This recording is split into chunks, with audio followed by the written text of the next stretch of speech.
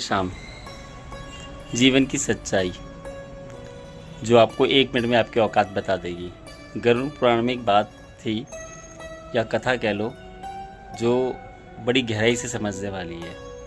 एक बार एक तोता होता है, यमराज जी उसे देखकर मुस्कुराते हैं। तोता घबरा जाता है कि यमराज जी मुस्कुराएं तो कम से कम कुछ ना कुछ तो गड़बड़ है।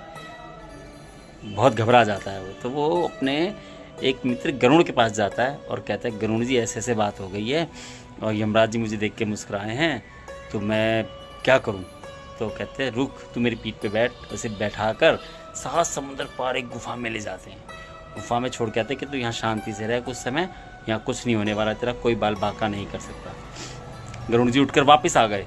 वापस कहाँ? वो सीधे यम लोग पहुँचे और यमराज जी से बोलने लगे कि यमराज जी, आप उस तोते को देख के हंसे क्यों थे?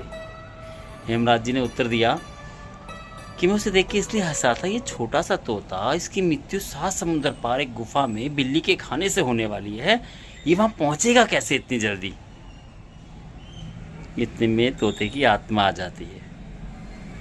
इसलिए कहा गया है, होनी बलवान है, होनी तो होकर रहती है और होनी कर देती है। भगवान कभी अपने ऊपर नहीं लेते, वो परिस्थिति ऐसी बना देते हैं कि व्यक्ति स्वयं पहुंच जाता है।